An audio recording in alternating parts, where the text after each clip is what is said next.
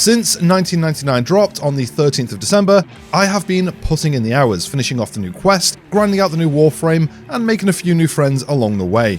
Warframe 1999 brought a brand new narrative quest, The Hex, where you travel back to 1999 and end up working with the Hex in the fictional city of Halania.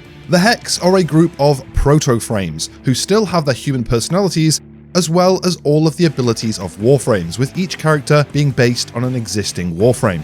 I won't go any further to avoid spoilers, but this quest, although short, I think while taking my time, it took me 2-ish hours to complete, really knocked it out of the park when it comes to the characters, music, and setting.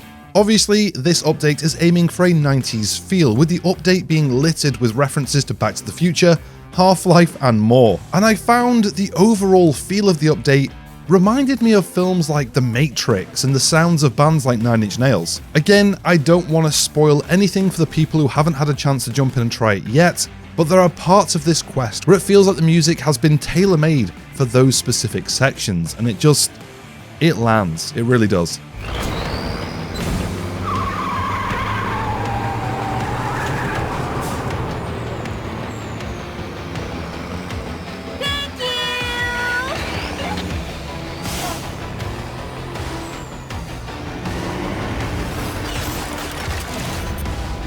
After you finish the quest, the Hex then functions as a Syndicate with a bit of a twist. You can level them up with standing like every other Syndicate, and unlock new blueprints and cosmetics. To earn standing, you can run bounties with the members of the Hex who gives you the bounty, allowing them to come with you for a bit of backup. All of the bounties in 1999 have you head out into Halania on the new Atomocycle, the new spawnable vehicle to Warframe. The Atomocycle is a bit unwieldy when you first unlock it, but after a few missions, you quickly get used to it.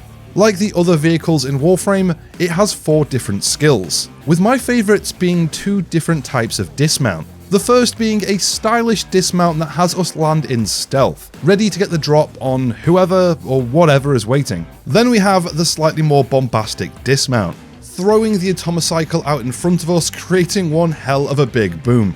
Something that I feel is definitely worth mentioning is when this update first dropped, there was a bit of a bug that let players spawn the Atomocycle in any type of mission, which is something you can't usually do. In Warframe, the vehicles tend to be only locked to the open worlds or very specific missions. However, the devs saw how much fun the players were having with this bug, so they changed it from a bug to a feature.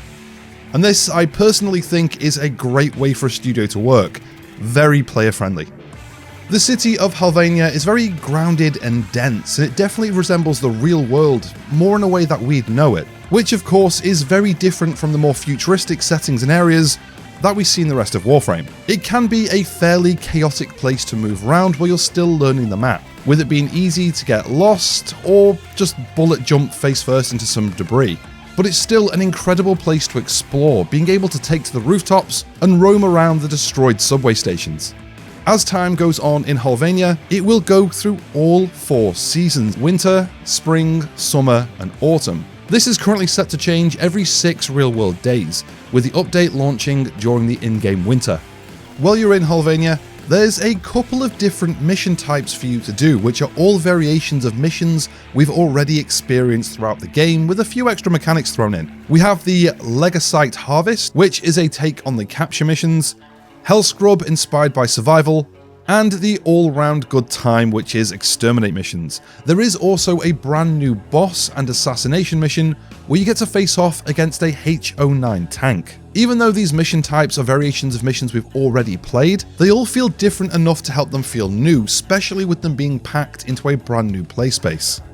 Along with the new missions, there is also a brand new game mode, Faceoff. Faceoff has 2 variations, a full PvE mode, and the way it was intended to be played, a PvPvE mode. In Faceoff, you and your team compete against a rival team to see who can finish a series of objectives first. Fastest to finish wins. Easy as that. This is a great way to add some competitiveness to the game without direct player-to-player combat. Another new addition with Warframe 1999 is the Kinematic Instant Messaging, or KIM for short. After you finish the quest, The Hex, you gain access to KIM, a feature that lets you get to know the members of the Hex better through an almost MSN-like conversation. If you're old enough to know what MSN is, don't forget to take your painkillers for your back, knees, or both.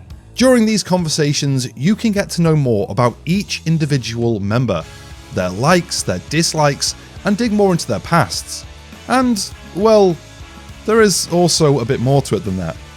Not only can you get to know the Hex, but if you're starting to feel a bit of a spark, why not start a bit of a romance with the Kim system also working as a sort of dating sim? So if you've ever daydreamed about dating a Mag, Nyx, Excalibur, or the rest, Warframe 1999 has you covered. Honestly, using the instant messenger has oddly been one of my favourite parts of this update. There's just something really chilled about sitting down with a cup of coffee, going through the conversations with the Hex members, with all of their personalities showing in a way you don't really get to see during the missions. Once you're done with romancing your chosen Hex member, they'll be able to move into your back room, the newest player base of operations added with 1999. I think so far the back room is actually my favourite of the current bases, with it having everything you need just like every other, including Henry, but also a little station for your atomocycle, which is pretty cool. Plus I just love the overall aesthetics of the area. In the update, there is also just a bunch more stuff, from some really sweet looking real world weapon skins, new mods, new arcanes, and so on.